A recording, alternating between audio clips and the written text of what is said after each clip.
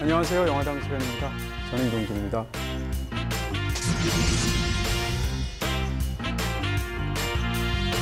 안녕하십니까. 장난당 김주현입니다. 네. 어렸을 때 주로 흑장난 많이 하셨나 봐요. 이렇게 막. 네, 장난당이라고 이름을 지어봤는데 네네. 한자로 쓰면 작란이라고 쓰기도 네네. 하는 어떤 사람들도 있잖아요. 있죠. 그래서 네. 제가 보기에는 작란이라는 게 재밌는 게 그러니까 어지럽게 만든다라는 게 저는 되게 재미있는 포인트인 것 같아요. 그러네요. 장난감을 가지고 뭘 할 수 있을까? 정리정돈하는 게 아니라 어지럽히는 게 어쩌면 장난감의 핵심이라는 생각이 들고 우리 그런 책에서 그런 구절을 본 적이 있습니다. 네. 우리는 이 세상에 정리정돈을 하러 온 게 아니다. 네. 어지럽히러 온 것이다. 더 어지럽히고 네. 더 많이 만들자라는 이야기를 책에서 봤는데요. 네. 제 책에 나온 얘기고요. 어쩐지 처음 들어봐. 그렇죠. 네. 아니요, 어디서 봤을 텐데. 네. 네. 그래서 장난당이라고 이름을 지어봤습니다. 네, 바로 어떻게 보면 그런 창의성을 말 그대로 그냥 은유가 아니라 그냥 직접 보여주기도 하고 네. 그 다음에 은유적으로 보이기도 하는 경우가 바로 토이스토리 아닌가 싶고요. 토이스토리 4편 지금 많은 분들도 기다리시잖아요. 저희 또 이제 시의적절하게 항상 걱정 반, 기대 네. 반, 설렘 반. 네. 네. 저희는 항상 계획이 있으니까 네. 네, 그렇게 해서 토이스토리를 업무를 주제로 가져와 봤고요. 아, 그래서 직조하셨군요. 그렇습니다. 명징하죠. 네. 네. Flows and flows of angel hair and ice cream castles in the air and feathered canyons everywhere. I've looked at clouds that way, but now they only block the sun. They rain and snow on everyone.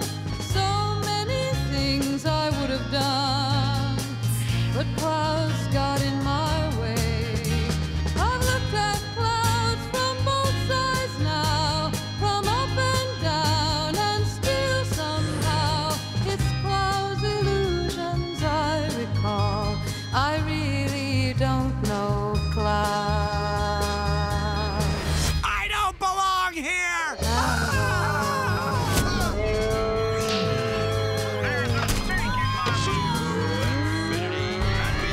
The panic is attacking me! Oh boy!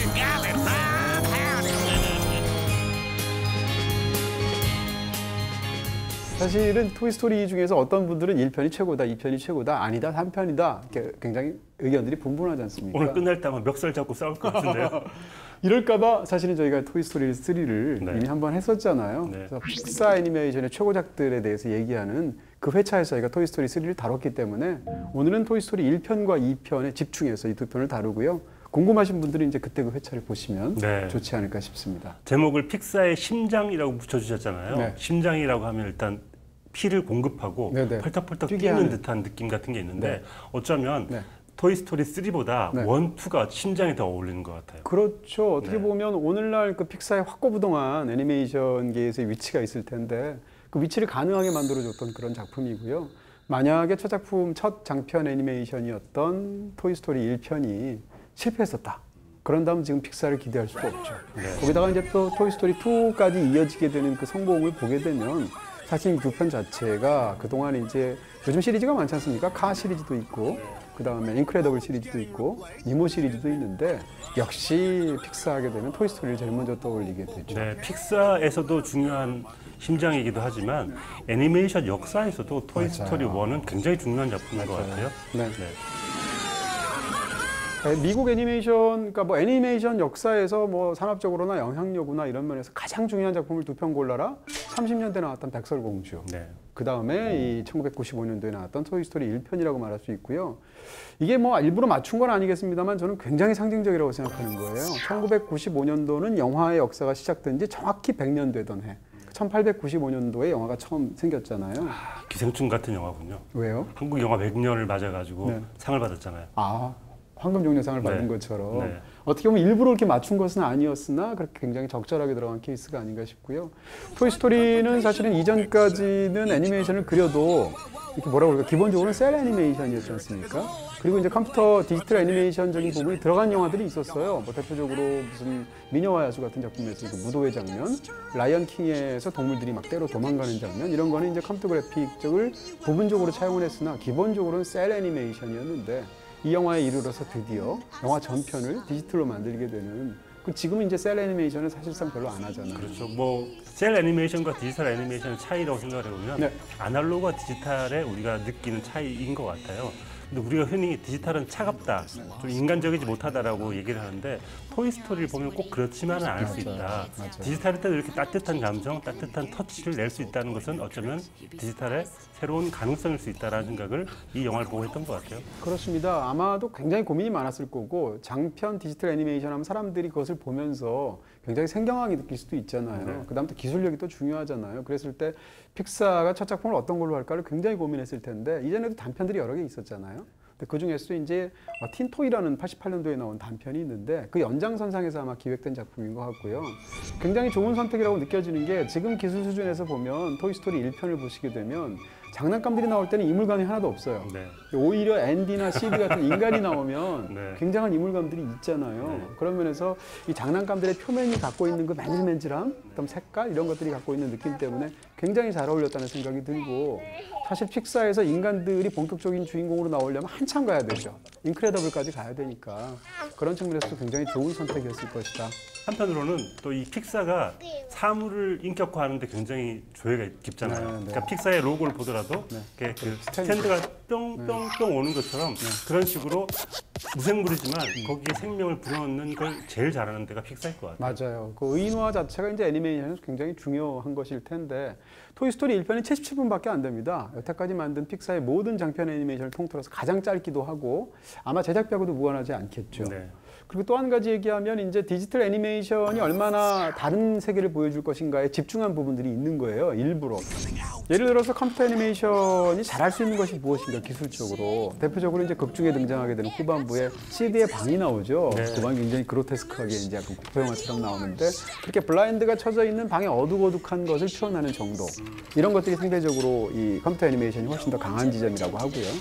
그 다음에 이 중간에 이제 우디가 입고 나오는 저 특유의 옷 있지 않습니까? 노란 바탕에 체크무늬. 근데 이것을 셀 애니메이션에서 제대로 표현하기가 어렵대요. 그런 부분에서 일부러 저런 스타일의 옷을 입혀서 컴퓨터 그래픽이 갖고 있는 비교 우위를 보여주는 그런 장면으로 영화 속에 넣기도 했다고 하죠. No. 어쨌건 이 토이스토리는 대부분의 스토리가 1편, 2편, 3편이 모두 다 이 안락한 집안 환경에서 나와서 바깥에서 어드벤처를 겪다가 집으로 결국 돌아오는 스토리를 갖고 있는데 네. 그런 부분에서 이 영화들이 갖고 있는 어떤 사람들의 마음을 푸근하게 만져주는 부분들이 있는 것 같아요. 네. 그리고 저는 이 3편까지 나온 상태에서 얘기를 하자면 굉장히 성공적인 3부작이라는 생각이 들어요. 왜냐하면 1편은 우디와 버즈의 이야기였거든요. 네. 근데 2편에는 네. 그 주변 캐릭터까지 조명을 합니다. 약간 넓어지죠. 3편 예를 들면 그 캐릭터 하나하나를 다 챙겨가지고 생명을 부여합니다. 그런 식으로 아주 작은 출발에서부터 시작했다가 주변의 캐릭터를 다 챙기는 광범위한 세계까지 나왔다는 점에서 이 3부작이야말로 맞아요. 성공적인 3부작이고 성공적인 확장이 아닌가라는 생각이 듭니다. 4편이 이제 나오고 앞으로 5편, 6편 계속 나올 것 같은 느낌이 드는데 이 시리즈만큼은 일정한 품질로 쭉쭉 나왔으면 좋겠다라는 네. 생각을 하면서 네. 일본 프리핑은 또 어떻게 될까? 어릴 때 장난감 가지고 노셨죠? 네. 어떤 장난감 가지고 오셨나요? 뭐 그냥 뭐 저희는 흙 먹었죠. 뭐. 바닥에 앉아서 흙 먹었죠. 네. 그랬군요. 네. 뭐 드셨어요? 뭐 드셨어요? 뭐 갖고 노셨어요? 저는 그 딱풀 같은 거 있죠. 네네. 그리고 우리가 타짜에서 됐죠. 타짜에서 어머니 얘기 들어보세요 하고 네. 간장 그 뒤에 꺼내자 그런 네, 것처럼 유해진 씨가 주변에 있는 사물들 가지고 인간화 시켜가지고 이렇게 인간화하죠. 세워놓고 네. 얘는 누구 얘는 누구 네. 이렇게 했던 기억이 나거든요. 네. 그러면서 그런 걸 가지고 놀 때마다 어린이날 때 이런 선물 받았으면 좋겠다라고 생각을 했던 마음이 기억이 납니다. 네. 그래서 제가 시대별 네. 어린이날 선물의 변천사를 한번 재밌겠다. 가지고 와봤습니다. 재밌겠다. 네. 네, 시대별로. 네. 네. 백투 프리전트라고 이제 얘기를 만들어봤는데 네. 현재로 돌아오다라는 뜻도 있지만 네. 선물의 과거를 한번 살펴보자라는 이중적인 중의적인 의미. 의미이고요. SQ 만든 BTS인데 BTP네요. 네. 중요한 건 아니고요. 네. 70년대 많은 분들이 기억하실 텐데 종합 선물 세트라는 게 있었습니다. 받으면은 그 안에 먹을 것도 있고 네. 약간 작은 완구도 들어있고 그게 종류별로 있어가지고 이걸 하나 받으면 1년 동안 가지고 놀 수 있을 것 같은 그런 아주 풍성한 선물이 있었죠. 저걸 받으면 정말 신났던 기억이 납니다. 네. 80년대에는 스포츠 열풍이 꽤 많이 불었기 때문에 야구 그리고 이런 축구 같은 것들이 붐이 꽤 있었습니다. 네. 프로야구가 시작한 시기이기도 하고 그러네요. 그래서 스포츠 용품 특히 야구 글러브 같은 것들이 남자 아이들에게는 굉장히 중요한 선물이었습니다. 네. 그래서 저도 그런 선물 받았던 기억이 나거든요. 캐치볼 같은 거 했었죠. 그렇죠. 네, 네, 그리고 네. 90년대는 네. 기사들이 꽤 많이 나와 있는 걸로 봐서 선물을 많이 주고받았던 것 같아요. 그러니까 이 시기에서 기사가 정확하게 나와 있는 건 90년대밖에 없더라고요. 90년대에는 심지어 남자아이와 여자아이를 나눠놨어요. 네. 남자아이들의 가장 인기 있는 선물 컴퓨터였고요. 여자아이들의 가장 인기 있는 선물은 인형이었습니다. 그래요. 그리고 2등이 남자아이, 여자아이 모두 자전거를 자전거. 했고요. 그리고 전자오락기, 피아노, 롤러스케이터, 그리고 컴퓨터, 조립왕구, 책 이런 식으로 순서가 되어 있는데 그리고 2000년대부터는 확실히 달라지는 게 게임의 시대로 넘어가게 됩니다. 게임기와 게임 CD, 그리고 게임 완구 같은 것들, 게임으로 비롯된 장난감 같은 것들이 굉장히 큰 인기를 얻게 되었고 저도 저때 게임기를 하고 싶어가지고 네.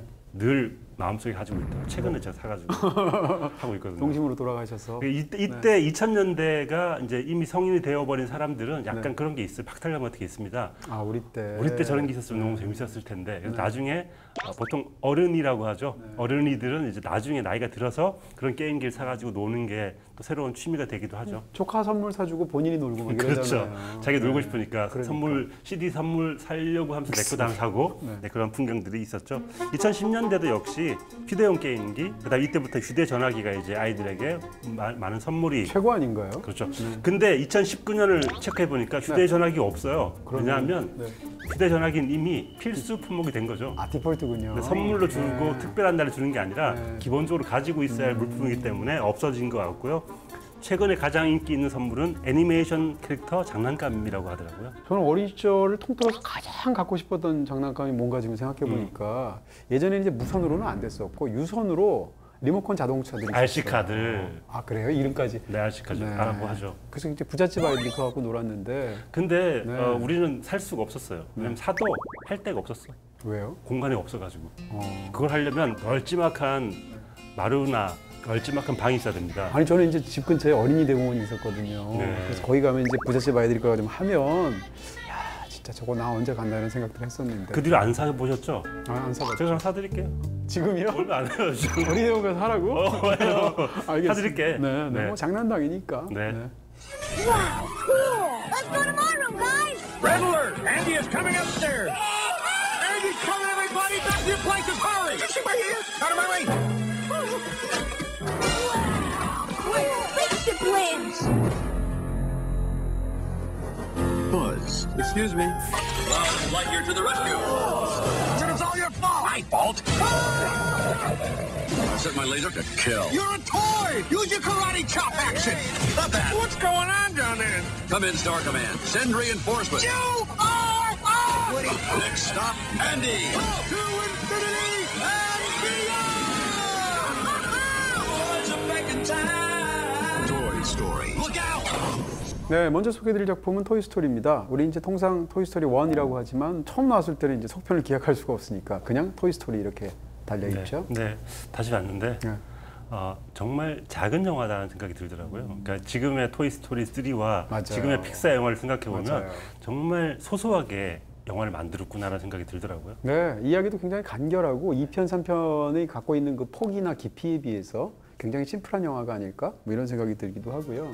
사실은 이 영화는 애니메이션으로서 아카데미 역사상 처음으로 각본상 후보에 오른 작품입니다. 그 말인즉슨 95년도에 사실은 토이스토리가 나온 것을 사람들은 다 기술적인 측면으로 봤거든요. 왜냐하면 장편 디지털 애니메이션을 우리는 처음 보게 되는 거니까. 근데 정작 이 영화를 만든 픽사의 그 애니메이터들이나 각본을 쓴 뭐 혹은 감독인 존 라스터 같은 사람들은 사실은 가장 중요한 게 정서와 이야기라는 거예요.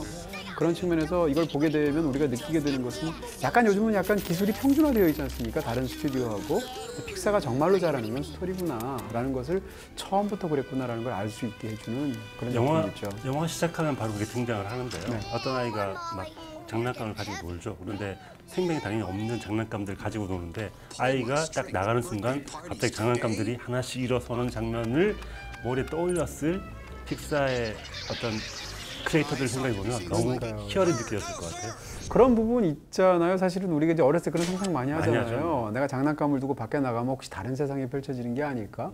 약간 호두까기 인형도 그런 부분이 있잖아요, 그렇죠. 예전에. 네. 근데 그런 부분에서 사실은 최초의 착상, 다시 말하면 인간의 세계를 인간이 아닌 장난감의 시선으로 보면 어떨까라는 착상이 굉장히 훌륭한 그런 착상이었던 것 같고, 사실은 이걸 제일 잘했던 건 디즈니지 않습니까? 디즈니는 일반적으로 동물 캐릭터들을 사용을 해서 동물의 시선으로 인간을 보는 그런 영화들이 굉장히 많았는데, 어떻게 생각하면 이 디지털 애니메이션이라는 새로운 환경 속에서 동물을 장난감으로 대체한 것처럼 보이기도 해요.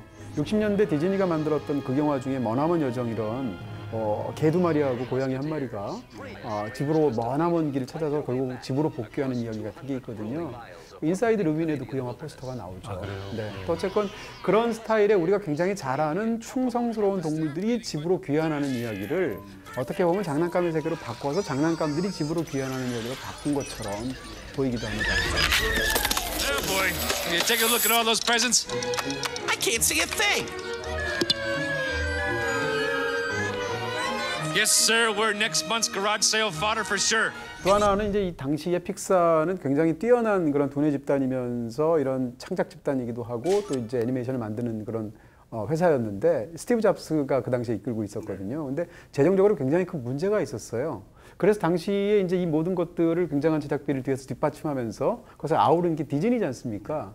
그러다 보니까 이 토이스토리 1편을 지금 보면 디즈니적인 것과 픽사적인 게 굉장히 묘하게 결합이 되어 있어요. 그런 부분이 흥미롭게 느껴집니다.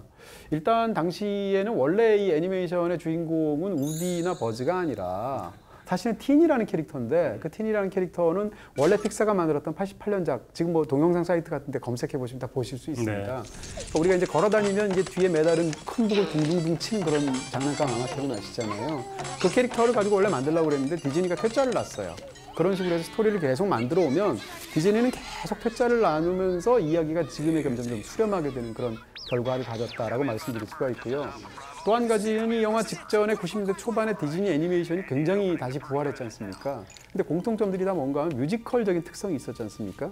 그래서 디즈니가 이 캐릭터들이 노래 부르는 장면들을 넣어달라고 요구를 했던 거죠. 근데 픽사는 싫다고 그런 거예요. 왜냐하면 갑자기 이런 이야기를 사실적으로 만드는데 우디가 막 노래하고 버즈가 노래하면 사실감이 깨진다. 타협책이 뭐였냐면 이 영화를 보시면 뮤지컬 장면들이 있습니다. 있는데 이 등장하는 캐릭터들이 직접 부르지 않습니다. 그게 디즈니랑 차이가 있거든요. 이런 식으로 타협을 했다든지. 마지막으로 기술적인 부분인데 이전에 디즈니 셀 애니메이션들은 일반적으로 애니메이터가 특정 캐릭터 하나만 그린대요. 그래서 이 애니메이터는 이 캐릭터만 그리는 방식으로 보통 디즈니를 했었는데 픽사는 어떻게 했나 하면 그렇게 하지 않고 각 쇼트당 대략 뭐 예를 들어서 한 5, 6초쯤 된다고 하면 5, 6초가 자기가 맡은 그 초가 있으면 거기에 등장하는 모든 캐릭터를 한 애니메이터가 그렸대요. 그래서 쇼트를 담당하는 방식으로 그렸는데 이 두 가지 사이에서 이 영화는 절충적인 방식으로 주로 픽사처럼 그렸지만 경우에 따라서는 디즈니 방식을 차용한 것으로 그런 부분에서 이 양쪽의 어떤 방식이 굉장히 묘하게 결합된 그런 영화였던 거죠. 토이스토리뿐만이 아니라 많은 영화들이 기존의 어떤 그 질서가 잡혀있는 어떤 세계를 기본적으로 설정합니다. 네. 그리고 나서 거기에 어떤 누군가 새로운 캐릭터가 왔을 때 변화가 생기잖아요. 그러면서 이야기 시작되는 영화가 정말 한 트럭인데 토이스토리가 바로 그런 느낌이고요. 영화가 처음 시작되면 아이가 어떻게 놀고 있나 이렇게 보고 있으면 우디를 주인공으로 삼아서 놀고 있고 그 미스터 포테이토가 은행 강도로 나오면 그걸 진압하는 영웅처럼 앤디가 부여해서 우디를 갖고 논단 말이죠. 그러니까 기본적으로 이 세계 속에서는 이제 우디라는 캐릭터가 갖고 있는 어떤 압도적인 지위가 있었는데 갑자기 어디서 이 그 버즈라는 캐릭터가 오게 되면서 이 질서가 바뀌면서 벌어지는 이야기들을 흥미롭게 이 영화가 일단 그리고 있고요. 네, 이 드라마적으로도 훌륭하다고 생각이 드는 게 이 인형들에게는 두 가지 난관이 한꺼번에 부여가 됩니다. 첫 번째 난관은 생일인데 생일이 되면 이 앤디에게 누군가가 새로운 인형을 선물할 것이다. 그러면 그게 누굴까 너무 궁금해지고 무서워지고 우리가 버림받을까 봐 두려워지는 거죠. 두 번째 난관은 이사예요. 이사를 하게 되면 옛날 장난감들을 버리게 되거나 어떤 것들을 가져갈 것인지를 선택해야 되는데 이 인형들에게 두 가지 난관, 생일과 이사가 한꺼번에 닥쳐올 때의 두려움 같은 것들을 영화가 다루고 있습니다. 기본적으로 이 시리즈는 사실은 굉장히 슬픈 어떤 부분이 있어요. 왜냐하면 이 극 중에 등장하는 캐릭터들이 자기들이 언젠가는 자기의 그 가지고 노는 주인이 나랑 같이 놀지 않을 것이다라는 걸 다들 알고 있어요. 다만 그게 언제 올 것인가를 굉장히 두려워하면서 말씀하신 대로 이사 갈 때마다 생일이 될 때마다 아이는 점점점 성장하면 장난감 갖고 안 놀잖아요. 그 순간이 오는데 그걸 다룬 게 이제 어떻게 보면 토이스토리 3라고 볼 수도 있겠죠. 근데 이 영화를 만든 사람이 존 레스터인데 존 레스터가 어렸을 때 원래 자기 기억을 이렇게 더듬어 보면 이 우디의 원형 같은 캐릭터를 자기가 굉장히 좋아했대요. 장난감을. 네. 뒤에서 이렇게 잡아당기면 말을 하게 되는 어떤 그런 인형을 굉장히 좋아하다가 조금 더 나이가 드니까 그 인형 버리고 G.I. 조를 갖고 놀았다는 거예요. 근데 그 경험을 살려서 그 G.I. 조 캐릭터를 이제 버즈에 넣고 잡아당기면 말을 하는 캐릭터를 우디에 넣어서 이 이야기를 만들었다는 건데 그 기본적으로 이 캐릭터들 사이에서의 어떤 교체 같은 것이 긴장의 어떤 그런 동력으로 내재된 그런 스토리라고 말할 수 있겠죠. 역시 모든 창작자들은 가장 독특한 혹은 네. 구체적인 요소로부터 보편적인 걸 뽑아내게 돼 있죠. 근데 그 독특하고 구체적인 자기가 겪었던 그 부츠에 대한 이야기 그리고 G.I. 조에 대한 이야기를 함으로써 이걸 보는 사람들은 각자 자신이 버렸던 인형들을 떠올리게 되고 그러니까 자기가 성장하면서 겪었던 모든 인형들을 떠올리게 된다는 점에서 굉장히 좋은 이야기인 거죠. 그렇습니다. 그러면서 이제 또 이제 버디무비라는 것이 이제 영화에서는 굉장히 버디무비인가요? 우디무비 아닌가요? 그렇게 볼 수도 있죠. 근데 그렇게 보면 이 영화에서 이 두 캐릭터가 상보적인 게 굉장히 흥미롭고 대조적인 것도 흥미로운데 버디무비는 보통 할 때 약간 고참과 루키를 이렇게 붙여서 보통 재밌는 경우가 많고 주로 루키가 이제 후배가 외부에서 오는 케이스가 많은 거죠. 네. 여기서는 이제 두 캐릭터 사이에서 이제 그 나이 차이 같은 것은 이제 이렇게 좀 전제되어 있는 것 같지는 않은데 기본적으로 한 캐릭터는 굉장히 과거적인 캐릭터고 한 캐릭터는 굉장히 미래적인 캐릭터예요. 그러면서 둘 다 굉장히 미국적입니다. 어떻게 보면 미국의 역사를 보면 대략 60년대를 기준으로 해서 그 이전에가 예를 들면 무슨 서부개척 시대다라고 크게 볼 수 있다면 19세기 같은 경우에 미국의 20세기는 60년대 이후에 우주개척 시대라고 볼 수 있잖아요. 그러니까 서부개척 시대를 대변하는 카우보이 캐릭터와 우주개척 시대를 대변하는 우주전사 캐릭터를 붙여서 이야기를 끌어간다는 측면에서 굉장히 또 흥미로운 부분이 있는 거죠. 물론 토이스토리 2에 나오는 이야기이긴 하지만 네. 이 우디라는 인형, 네. 우디가 살았던 시대가 갑자기 종말을 구하게 되는데 그게 바로 우주 시대가 열리면서 그러니까요. 우디라는 인형이 버림받게 되는 거잖아요. 맞습니다. 그런 면에서 두 개의 시기라면 하나의 시대는 카우보이의 시대였다면 나머지 시대는 우주의 시대여서 그 두 시대를 상징하는 두 캐릭터가 한번 등장하는 것 같습니다. 그리고 기본적으로는 뭐 당연히 장난감의 세계를 가지고 이제 은유된 측면이 있을 텐데 이걸 보다 보면 사실 인간관계라는 게 다 그런 부분이 있잖아요. 네. 이 토이스토리에서 느껴지는 감정은 사실은 굉장히 능동적인 감정이 아니고 수동적인 감정. 내가 선택되길 바라고 나를 선택한 사람이 나를 버리지 않기를 바라고 이런 감정들하고 사실은 관련이 되어 있죠. 근데 인간관계에서 우리가 이제 그런 게 있잖아요. 친구들이든 연인 사이든 누구든 간에 이제 예를 들면 내가 늙고 내가 병이 들게 되고 혹은 그 굉장히 외로운 처지가 됐을 때 이 사람이 끝까지 내 곁에 있어줄까? 라는 생각들을 굉장히 많이 하게 되고 그런 상황을 생각하면 굉장히 쓸쓸하고 무섭잖아요. 근데 그런 것들을 어떻게 보면 장난감의 이야기를 속에서 어떻게 보면 모든 인간관계에 내재된 그런 부분들을 굉장히 네. 뭉클하게 그리는 부분이 있죠. 인간의 가장 쓸쓸한 두 개의 측면인 것 같은데요. 네. 하나는 앞으로 내가 어떻게 버림받을지도 몰라라는 걱정. 또 한편으로는 우리가 버리고 온 것들에 대한 약간 연민 같은 것들이 같이 묻어 있는 것 같아요. 그렇죠. 그러니까 우리가 어릴 때 혹은 자라면서 누군가와 사랑을 빠졌다가 그 사람을 버리거나 버림받거나 했던 기억들이 다 있잖아요. 네. 그랬을 때 혼자 남았을 때 쓸쓸함 같은 것들을 네. 인형에 투사를 해가지고 네. 보기 때문에 모든 사람들이 보고 어른들도 당연히 보고 공감할 수밖에 없는 인간의 보편적인 감정을 다룬 것 같습니다. 그래서 이제 이 시리즈가 기본적으로 뭉클한 어떤 애상감 같은 게 있지 않을까 네. 뭐 이런 생각을 하게 되고 한편으로는 저는 이 시리즈가 굉장히 보수적이라고 생각이 들어요. 그런 측면에서. 자, 어쨌건 이제 이 영화 속에서 이제 이 모든 이런 뭉클한 감정들도 있지만 뭐 액션이나 뭐 혹은 호러적인 분위기까지 끌어들여서 영화에서 네. 이제 그 시드의 방에서 펼쳐지는 이야기는 공포 영화 같잖아요. 뭐 아마도 제 생각에는 시드 비셔스라는 네. 그 락스타를 맞아요. 가지고 온 것 섹스 같은데, 피스톨즈의. 네, 그래서 이 눈빛과 행동과 이 웃음소리를 듣고 있으면 네.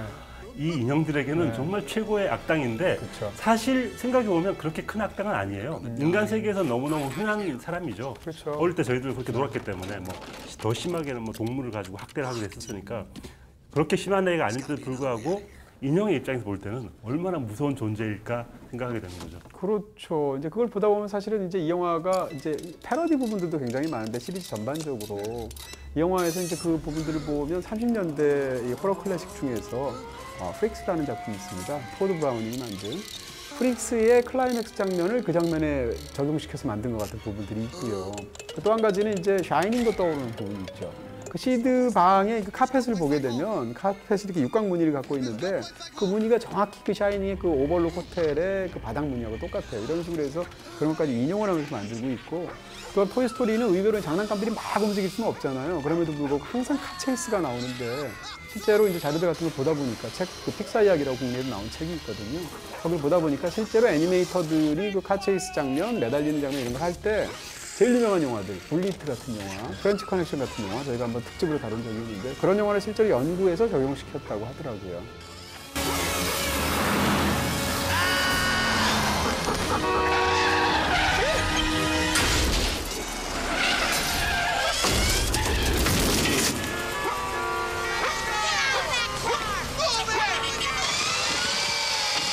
다시 보니까 이 인형들에 대한 환경 구축을 굉장히 잘한 것 같고 네. 소품들을 참 잘 이용했다고 생각이 드는 게 이 버즈와 우디가 시리한테 잡혀가는 장면이 있습니다. 네. 인형 뽑기 거기 기계에 들어가 있을 때 장면 같은 것들을 보고 있으면 요즘 사실 한국에도 인형 뽑기 붐이 일어나고 있잖아요. 그런 면에서 그런 장면들 구축 그리고 버즈와 우디가 왜 시리한테 잡혀갈까라는 이 스토리를 생각해 보더라도 굉장히 합리적이고 재미있는 선택 같아서 그 인형 뽑기 장면들 같은 것들을 잘 만든 것 같습니다. 애초에 이야기를 만들 때 이 존 레스터 자체가 최초로 생각했던 아이디어가 뭔가 하면 장난감을 새로 사가지고 주유소를 들렀는데 깜빡 잊고 거기에 장난감을 두고 왔을 때 그 두고 온 장난감은 어떻게 될까? 이게 최초의 아이디어였다는 거예요. 바로 그런 측면이라서 지금 말씀하신 그런 부분들이 아마 들어간 부분도 있을 거고요. Andy!